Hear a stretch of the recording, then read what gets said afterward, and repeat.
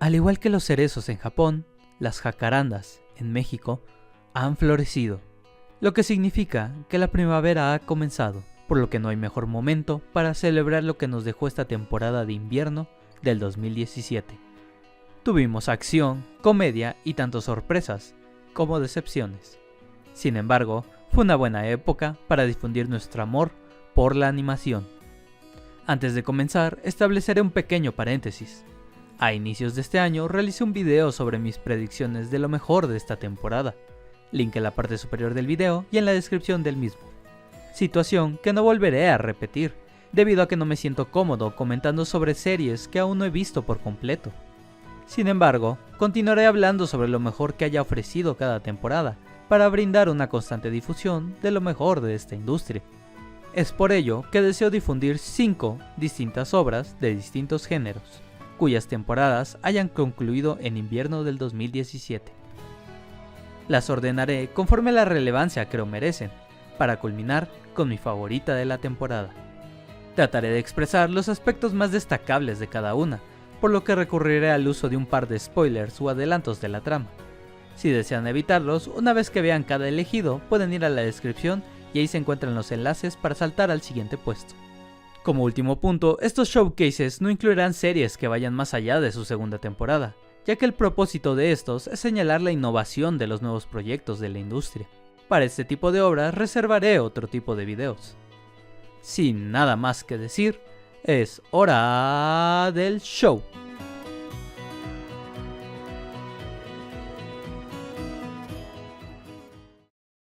No existe recurso narrativo más sobreusado en este medio que el situar la historia en una ambientación de preparatoria. Aunque Japón no es el único, siendo el drama adolescente toda una institución. Esta temporada no fue la excepción, con 2 series causando bastante ruido. Por un lado, Masamune-kun no Revenge, con una clásica historia de venganza tras un rechazo, y por el otro, Fuka, y un acercamiento musical repleto de fanservice, tanto visual como narrativo. Aún así, un tercer competidor le dio un giro más agresivo al género, que, a pesar de tener todos estos elementos, los tomó con una perspectiva lo suficientemente dramática: las apasionadas vidas de los personajes de Kusuno Honkai, o El deseo del escoria.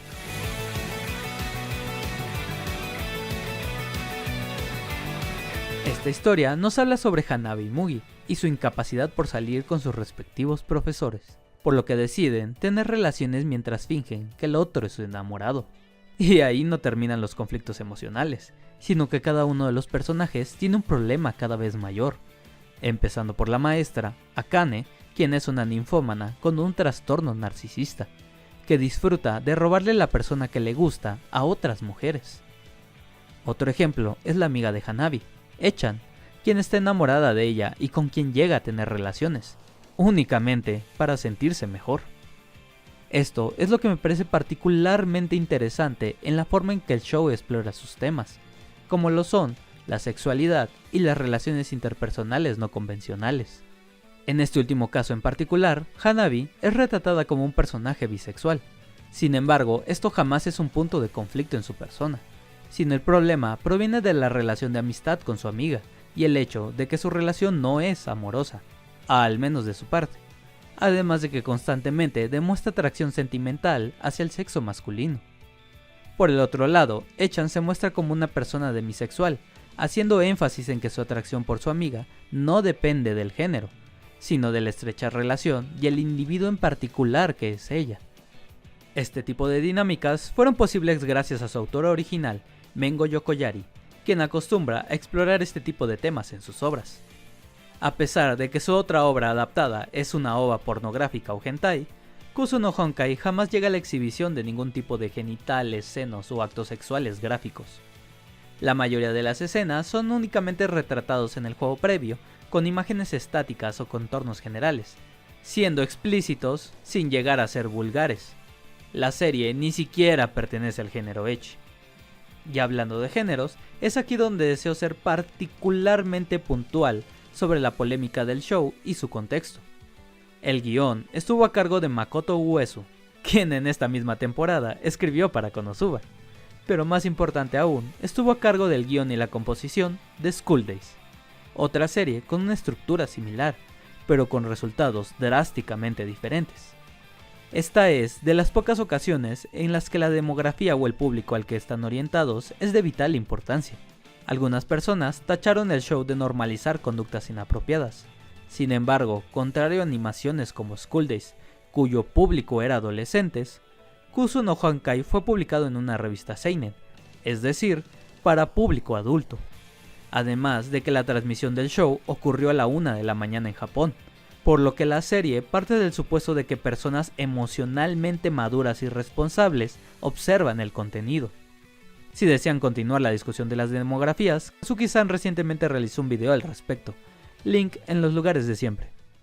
Todos y cada uno de los personajes poseen un conflicto interno, relacionado con su sexualidad y estabilidad emocional, jamás llegando a ninguna especie de redención o cambio drástico en su personalidad. La industria del entretenimiento debe expandir nuestra visión del mundo y constantemente presentarnos nuevas formas en que otras personas se desenvuelven, y el hecho de que algunas series no culminen con cierto tipo de enseñanzas, sino con la simple realidad que experimentan algunas personas, es algo que vale la pena continuar difundiendo.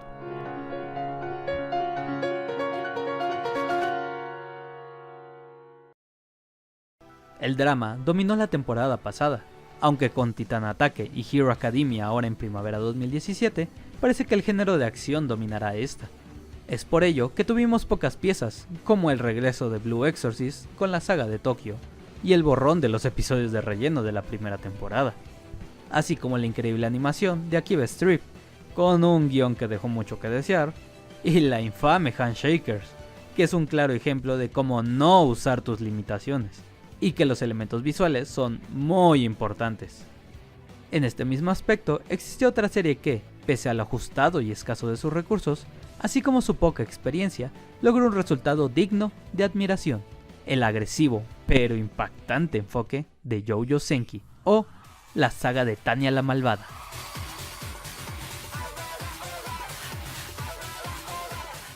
Ok, esta probablemente sea la historia más difícil de aceptar de las 5. Incluso en un principio, la historia no me pareció atractiva, pero su ejecución fue lo que me sorprendió. En un mundo alterno durante la Primera Guerra Mundial, Tanya, un mago militar de 9 años, es un soldado alemán despiadado que toma decisiones frías, manipuladoras y carentes de remordimiento. Y me refiero a ella en masculino porque realmente es un hombre asalariado de mediana edad japonés que fue asesinado en las vías del tren por ser exactamente igual en el mundo moderno. Y, en ese momento, Dios se manifestó ante él. Tanya, en ese momento hombre, niega su existencia, aludiendo que en una época de tanta prosperidad no cabe la idea de Dios, por lo que el ahora renombrado Ser X decide reencarnarlo en una era de conflicto y desesperación, a fin de crear cierta fe en su persona. ¿Confundido? ¿Extrañado? No te preocupes. Para fines prácticos, un ser sobrenatural convirtió a un hombre en una niña y lo llevó a un mundo de magia durante la Primera Guerra Mundial, y ahora busca venganza. En un inicio, la situación del personaje principal suena como algo cuya única finalidad es generar fanservice o comedia. Todo lo contrario. La trama se toma por completo en serio, jamás se hace uso de este personaje en este sentido, bueno, un par de veces. Y lo que realmente se busca es crear una disonancia entre sus elementos, es decir, contrastar un aspecto que podríamos considerar inocente para crear una sensación más impactante. Esto es común en series como Ghostly Girl o Sora no Woto, donde se busca contrastar la inocencia de sus personajes con un ambiente de conflicto, así como los momentos de alegría. Tanya hace todo lo contrario, contrastando un adorable exterior con una personalidad en verdad destructiva, haciendo de ella un personaje que infunde miedo por lo desconcertante de esta disparidad entre su exterior y su personalidad.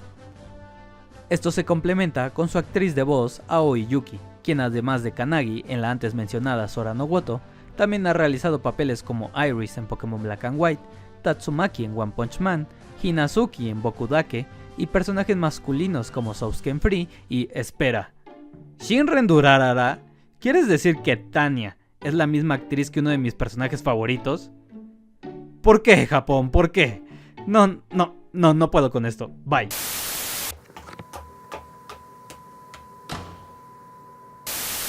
Ah sí, y su papel más famoso, Madoka. Como pueden ver, su diversidad de papeles le brinda la habilidad de interpretar un personaje tanto adorable como agresivo, creando este individuo capaz de hacer lo que sea con tal de obtener su objetivo. Cuando mencioné que la producción de este show fue limitada, me refiero a que es el primer trabajo realizado por Studio Not, fundado por nada menos que Takuya Tsunoki, involucrado en la producción de Nana, así como productor de animación de Chihaya Furu y sobre todo de Death Parade. El director fue Yutaka Uemura, quien trabajó en el área de CG de Gurren Lagann, realizó el storyboard del episodio 10 de Shingeki no Bahamut y dirigió la serie original Punchline. La animación se siente un tanto limitada a ratos, y la verdad, se notan los esfuerzos del equipo por entregar las mejores escenas posibles, dadas sus limitaciones. Y creo, lograron su cometido, con momentos de animación sencillos, pero que acompañan la narrativa. Creo que esto fue posible gracias a Yuji Hosogoe, quien realizó el diseño de personajes del show. Generalmente, el diseñador de personajes también recibe el puesto de jefe de dirección de animación, porque es la persona que debe vigilar y corregir que los animadores mantengan cierta constancia con el diseño original, es decir, él debe saber los alcances y límites en los que se puede mover y estirar el modelo de personajes. El arte original de Shinobu Shinotsuki en las novelas ligeras sin duda es increíble, pero cuando trabajas con limitantes de tiempo personal y presupuesto, el ser capaz de adaptar el material original a tus recursos es la marca de un profesional. Hosogoe en esta misma temporada incluso realizó el diseño de algunos de los demonios de Blue Exorcist. El éxito de Tanya puede que mantenga este pequeño estudio a flote, así que esperemos que continúe dando de qué hablar.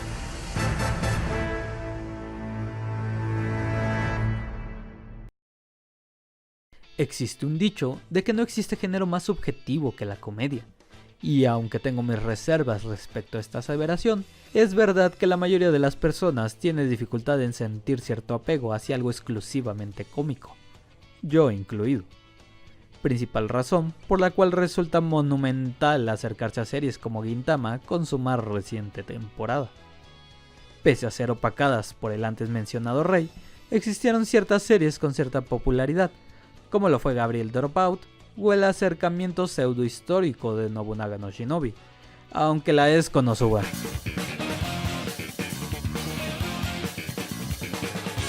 Konosubarashi Sekai ni Shukufoku wo, o Dios bendiga este maravilloso mundo, es el epítome de lo que significa transformar la animación en comedia. Como lo he expresado anteriormente, soy una persona a favor del diseño libre, es decir, que en lugar de usar diseños rígidos, los personajes se deformen, se estiren, para generar una mayor sensación de movimiento. Por ello, no me refiero a que todas las series deben ser así. El trabajo de estudios como Ufotable sigue siendo importante. Sin embargo, el dinamismo de personajes como Kazuma, Aqua, Megumin y la Latina es digno de fomentar. Ahora bien, no me extenderé mucho en este aspecto, porque creo que personas como el canal de The Canipe Effect han hecho un trabajo excepcional describiendo las personas detrás de esta serie, por lo que incluí subtítulos en español a su video sobre la animación de Konosuba, para que puedan disfrutarlo. Links ya saben dónde. Ya parezco promotor de videos. Bueno, en fin. Basta con señalar que, como mencioné anteriormente, usualmente el diseñador de personajes busca dar constancia a la obra, pero en este caso, Koichi Kikuta ignora por completo este precepto, y fomenta que cada animador imprima su estilo y creatividad en sus escenas, brindando en cada episodio rostros cada vez más hilarantes. Es otra forma de decir que no hace su trabajo. En este aspecto mencionaré a dos animadores que destacaron en mi opinión. En primer lugar, Toshiyuki Sato, quien es el genio detrás de esta obra de arte, con Aqua realizando una rabieta para culminar con esta maravilla de rostro, y el regreso de la broma más hilarante de la primera temporada. Si uno analiza la animación cuadro por cuadro, se ve rudimentaria, incompleta, pero los movimientos erráticos transmiten mejor la desesperación del personaje que mantener una animación conforme al modelo. En un espectro completamente opuesto, el capítulo final posee una animación realizada por Shu Sugita, quien trabajó en los dos segmentos con las mejores transiciones del primer opening y en una escena de la segunda temporada de Rakugo Shinju. La escena por la cual destacó fue una forma de demostrar a la audiencia que el equipo era capaz de crear escenas de una calidad asombrosa. Sin embargo, con el propósito de emplear una animación adaptada a la comedia, optaron por no hacerlo. Al final, Konosuba posee un problema, y es que tanto su desarrollo como su trama son bastante deficientes y repetitivos en ocasiones. Tuve problemas en decidirme entre Tanya y Konosuba porque uno poseía una excelente animación, pero un guión inconcluso, mientras que el otro era lo contrario. Esperemos algún día obtengamos una tercera temporada con una narrativa más enfocada. Mientras tanto, recuerden, si algún día se sienten mal, siempre pueden regresar a esta cara.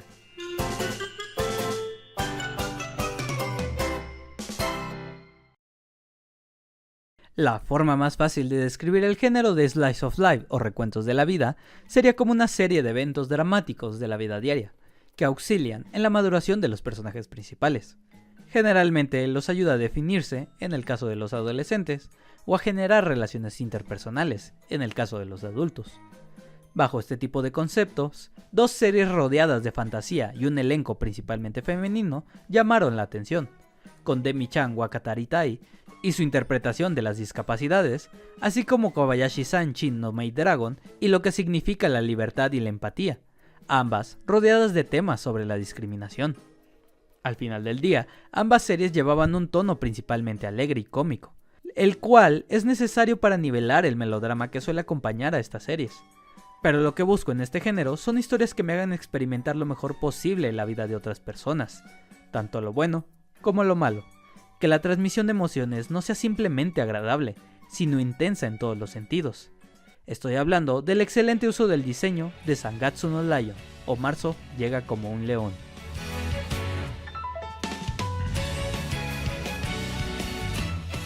Desgraciadamente ya mencioné en un par de ocasiones a Zangatsu en videos pasados. Sin embargo, trataré de profundizar en sus temas. En primer lugar, Rei Kiriyama es un adolescente quien perdió a su familia en un accidente automovilístico a temprana edad. Fue adoptado y ahora se ha independizado para ser un profesional del shogi, juego de estrategia similar al ajedrez, pero de mayor complejidad debido a la inclusión de piezas fuera del tablero.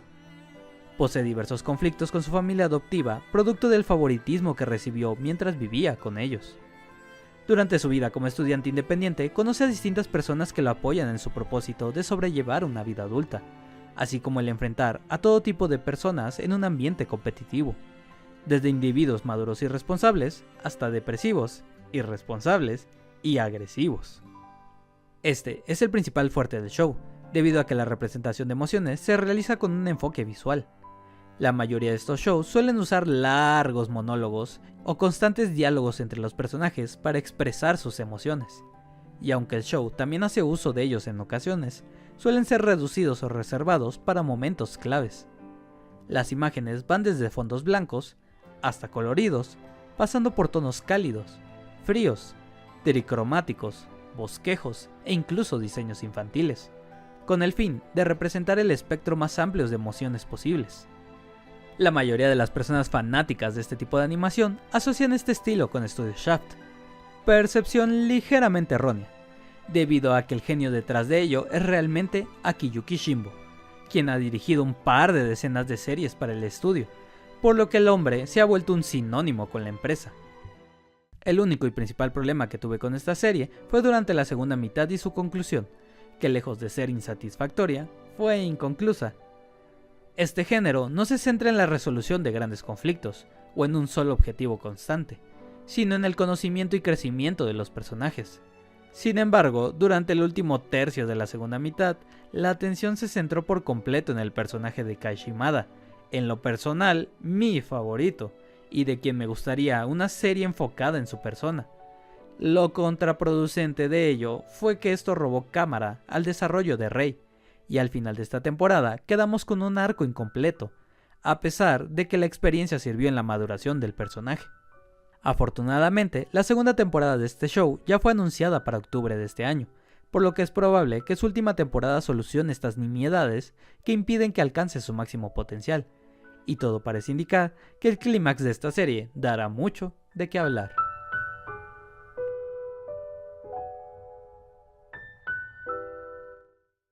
Antes de pasar al número 1, deseo hacer dos menciones especiales.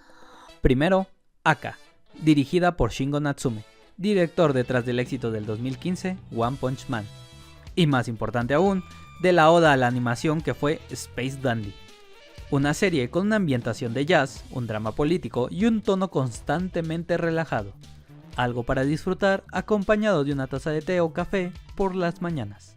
En segundo lugar, Little Witch Academia, la cual estoy disfrutando en exceso, con una animación impresionante y una historia para todo público. Tiene el potencial de alcanzar éxito mundial una vez que comience su transmisión en el servicio de transmisión en línea de Netflix. Desgraciadamente no está incluida aquí debido a que aún no concluye, así que tendremos Brujitas por una temporada más. Tengo fe en ti, Yo Yoshinari, no me decepciones.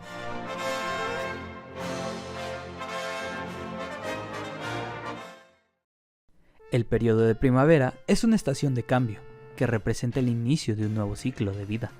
La naturaleza nos muestra cómo después de un periodo hostil, prosigue uno de prosperidad.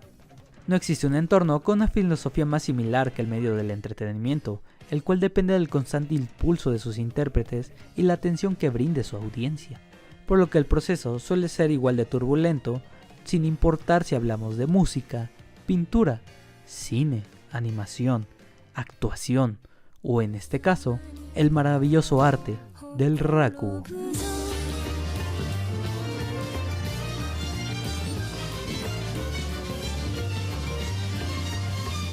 Showa Genroku Rakugo Shinju o la era Showa, la era Genroku, el rakugo y un suicidio doble llegó con su segunda temporada. En esta ocasión los principales son Yotaro, ahora Sukeroku el tercero, y su maestro Kikuhiko, ahora Yakumo el octavo, en la época en la que el arte de narrar historias, o rakugo, trata de sobrevivir ante la amplia difusión de los medios. Aquí es donde me tengo que justificar. ¿Por qué es la mejor? Comencemos por la trama. El principal tema que rodea esta serie son las motivaciones, el amor y la pasión por la narración. El uso de dualidades es su herramienta principal para ello, con Yakumo como una persona conservadora, con un porte que ha refinado a través de los años, cuya motivación se encuentra en la satisfacción personal, al punto que desea que el rakugo desaparezca con su muerte. Un sentimiento de posesión y obsesión hacia el medio. El polo contrario es Yotaro, cuyo estilo está libre de toda pretensión. Su motivación carece de todo interés personal y su objetivo es el rakugo en sí, es decir, su pasión proviene de un amor al entretenimiento. Busca crear una ambientación de la historia más que atrapar a la audiencia con su personalidad. Todo esto se refleja en tanto la actuación de voz de ambos, como en lo rápida y cambiante que es la cinematografía de la actuación y la música empleada. Durante la época de Kikuhiko y Sukeroku, las historias narradas carecían de mayor relevancia, y las únicas con gran peso fueron la revelación de Kiku y la última interpretación de Suke. En esta segunda temporada existen dos historias con una constante aparición y relevancia en la historia: Yugemu y Shinigami. Yugemu nos narra la historia de un individuo con el nombre más largo de la historia, que es Yugemu Yugemu Yoko no Surikirei Kayari Sugino Suigino Matsu Unraimatsu Fureimatsu Kuneru Tokoro ni Sumu Tokoro Yabura Koji no Burakoji Paipo Paipo Paipo no Shuringan Shuringan Gurindai Gurindai no Pompokopi Pompokopi no Pompokonano Choyo Mei no Chousuke. Sí, pobre hombre. A través de la cual se busca capturar el enfoque familiar de esta obra, como una constante de lo importante que es este aspecto en el desarrollo de estos actores y la transmisión de estas historias a jóvenes generaciones. Shinigami hace referencia al dios de la muerte, y como eventualmente todos falleceremos. El show constantemente incita a tomar esto como un proceso natural. Sin embargo, también es necesario aceptar que la muerte no significa la desaparición total, y que por más que uno desee olvidar a los fallecidos, los recuerdos sin su impacto en el mundo perduran por largo tiempo. Esto se refleja en el constante deseo de Yakumo de que el rakugo muera junto con él, y cómo el mundo constantemente se opone a sus conductas autodestructivas. Lo importante de estos dos ejemplos es cómo la serie constantemente nos introduce al mundo del rakugo. Al volverse recurrente en las obras, el impacto en la audiencia que desconocía su existencia es mayor en esta segunda temporada. En Japón esto no sucede, ya que son historias populares. Sin embargo, también adquiere un significado de homenaje una vez que el espectador ya las conoce.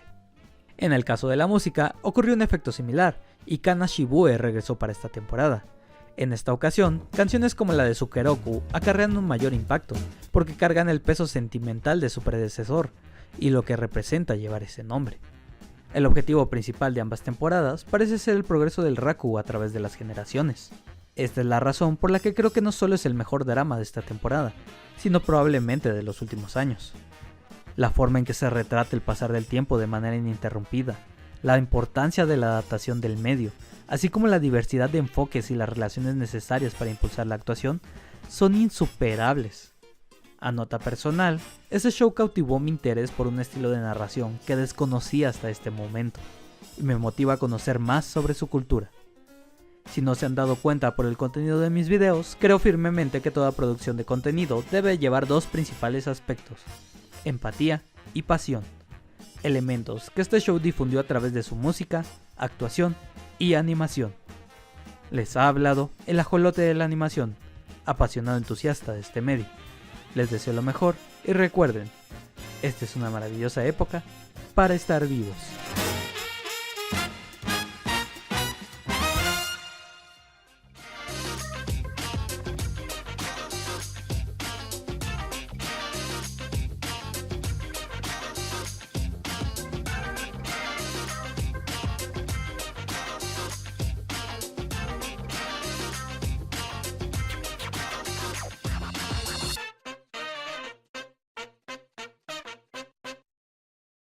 Oh, マジやばくね。